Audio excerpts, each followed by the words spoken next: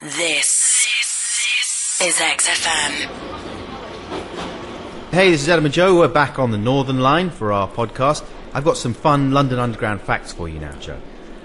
Did you know that the London Underground, or Lunderground, as it's also known, is the most famous underground line in London? That's interesting. Yeah. Give us another. Hit us with another. Many famous films have been shot on the Underground, including Creep, American Werewolf in London, and Star Wars. Was that really shot on the London Underground? It was shot in between the Elephant and Castle and Borough. Really? They had to close the Northern Line for 8 days. 8 days. Well, they shot that. Are there any bloopers? Can you spot anything in the film that gives it away? You know, in Tatooine, when they arrive in Tatooine, there's a tube train. Is there? Yeah. Wow. And they had to, that was one of the things he had to go back and fix. You don't see that in the special edition. No. You know, that was only in the original one. He had to paint the whole thing out. Wow. Do you want another fact? Yeah. Another fun fact about the Underground? During the war, many Londoners found shelter in the Underground from the terrorists. I think some people might know that one already. Yeah, but did you know that when they were down in the tunnels, huddled together Yes. for warmth, sheltering from the terrorists, they would sing bad songs to each other, and then they would mug each other. And that's where busking comes from. Really? Yeah. Wow, I'm learning a lot. Well, there you go. That's a few fun facts for you about the London Underground. But we've been asking for your texts for, like, accidental animal, insect and reptile murder, and the response has been quite disturbingly huge.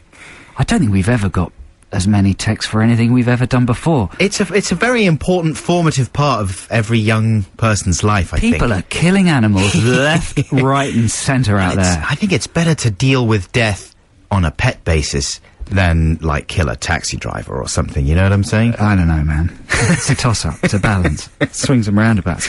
Carl JJ from Harrow says, I stood on my budgie when I was 7 by accident. I stood on my budgie. How do you do that by accident? Was the budgie asleep on the floor? But I didn't kill it. My mum had to wring its neck to make sure it didn't suffer. Or try and crawl to my bed and peck my eyes out as I slept. Good old mum, keeping you safe at night from zombie budgies. That's the thing you worry about, is the retribution. You know, I was in fear of the frog community for ages after I crushed the frog under my foot. You know what I'm saying? You just think, man, they've got it in for me now, and there's loads of them, and they could easily gang up, and who knows? My dad, when he was just a boy, once threw an unripe quince at his neighbour's cat. Only a dad would throw a quince. Especially an unripe one. Hang on, I've lost it. His neighbour's cat. And the cat was bothering his dog. The idea was to scare the cat of his proper tea, but he accidentally hit it on the head. He quickly buried it. He lied to his neighbours when they came round asking whether he'd seen their moggy. He's always worried that maybe the quince only knocked the cat out and he buried it alive! Well, I was gonna like say. Stephen King's Pet Sematary. That's a nightmare. Lethal quinces. He quickly buried it. Quickly. Shut up! That's From then on, disturbing. he was Poor probably old dad. Yeah. Oh my God. Quincy, the doctor of death. Quincy, I once ran over a family of weasels. A whole family? They were crossing the road in a line, so I had nowhere to go. I was quite distressed. Toby from Muswell Hill. Toby, you should have killed yourself, mate. Yeah. You should have just pulled the wheel firmly to the left, flipped the car, given your life. What makes you better than a weasel? Wow. You're an arrogant man, Toby in Muswell Hill, typical of people who live in Muswell Hill. Muswell? Muswell. Yes. Muswell. That's not true, Toby. You're a great guy and you deserve to live. Listen, weasels. They're weasels, for Weasels, goodness sorry, sake. Nick. They're weasels. Well, you're right. Weasel is a word used to describe Exactly. a person with low morals. They're rotters. They live to die. They Those welcome weasels. death with open arms, even a whole family. This is a good one from Pete. I ran over a deer in the countryside. I had to finish it off with my bare hands. My wife vomited. the beef and Guinness pie I'd spent all day cooking. Imagine that scene. Strangling the deer. The wife vomiting. Jesus, darling, I'm killing it. That's a proper sort of primeval moment, isn't it? It's like something out of Clan of the Cave Bear. This is XFM. I don't think anyone likes jelly. I love jelly. Do you like jelly? I love jelly. Jelly's maybe what I'm trying to say is I don't like jelly. Why? What have you got against jelly? It's just silly. Joe Cornish is calling pudding. jelly silly. Come on, it wobbles. It's got no self-respect. It's brilliant. Neither a liquid nor a solid.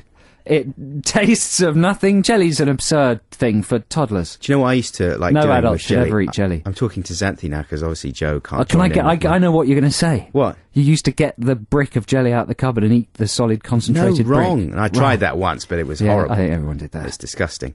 No, I used to get the jelly and I used to kind of smush it around in my mouth until it had returned to its kind of watery form. I know what you mean. And squirt it through my teeth. Can I describe in even greater detail? Yeah. You store some in the right cheek. You compress the right cheek, That's right. shooting it through the gaps in the teeth into the centre of the mouth. Exactly then right. push it through into the left cheek. Yeah. There should be a swilling.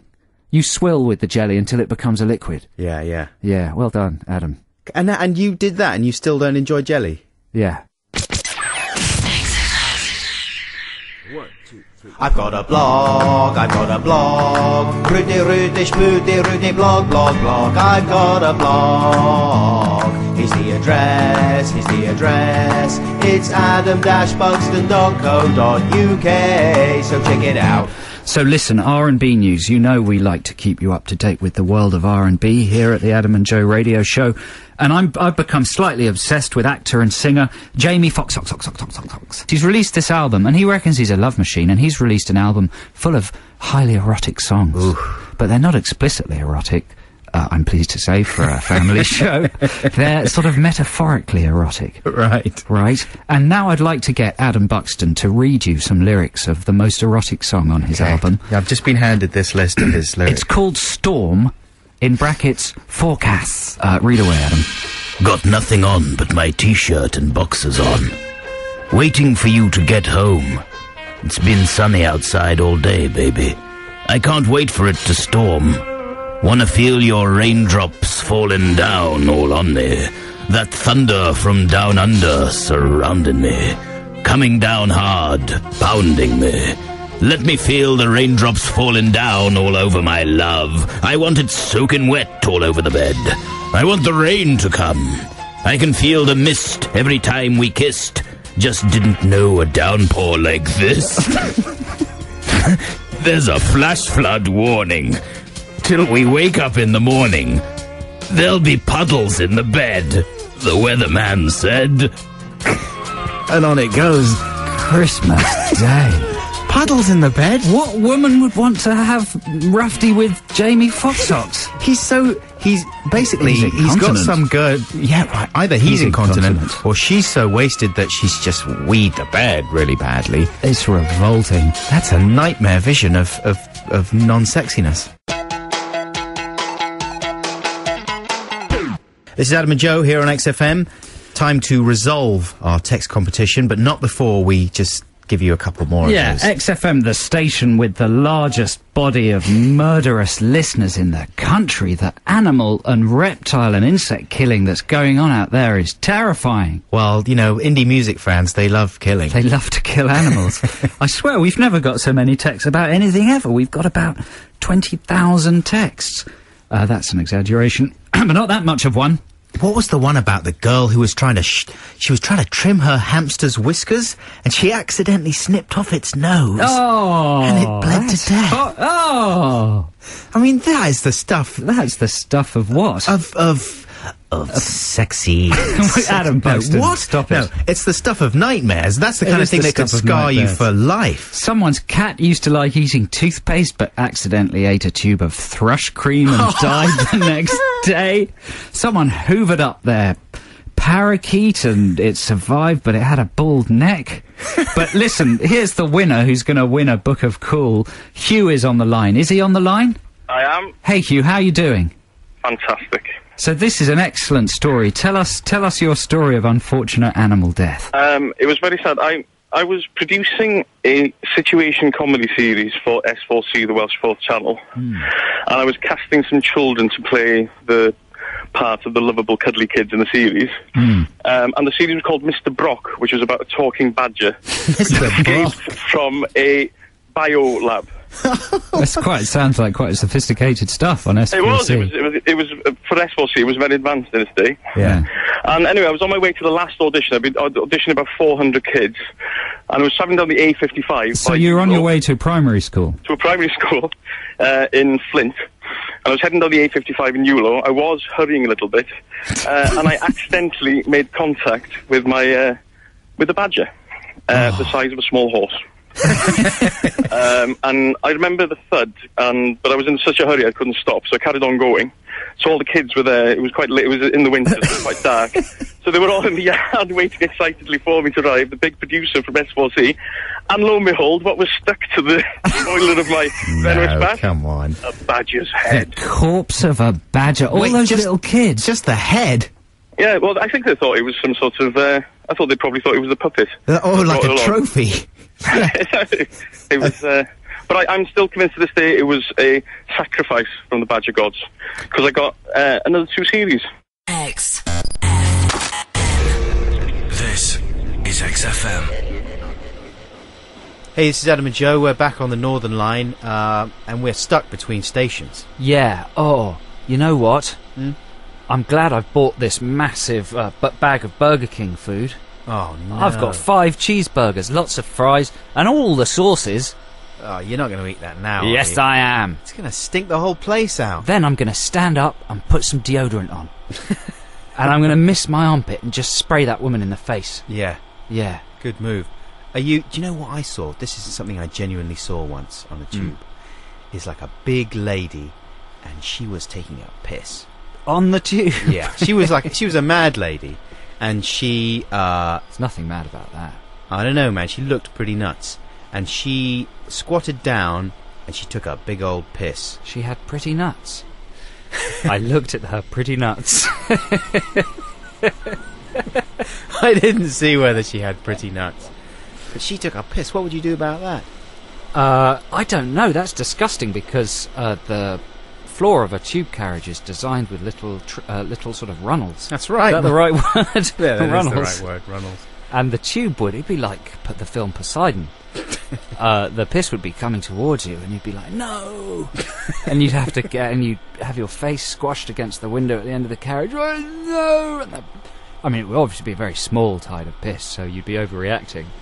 But it would be tense. Hey, the tube started moving again. Thank goodness for that. God for that. Be down here all night. Well, that's good. I think we should get off, man. I've had enough of the tube for a day. Shall we tell them where we're going? I mean, all this time we've been telling them we're on the tube, but we haven't told anybody where we're actually going. It's pretty exciting. Yeah, okay, you tell them. We're going to get some chalk from the chalk farm. That's why Chalk Farm was named. It's like the Robert Elm show. Why's Chalk Farm called Chalk Farm? Because it used to be a chalk farm where they used to farm chalk. Time for us to say goodbye now. Thanks a lot for listening. Yeah, thanks for listening. Stick with us. Yeah. Lots of love. Bye. Despite everything. Bye. Please mind the gap between the train and the platform. NTL Channel 891. On DAB Digital Radio. Worldwide at XFM.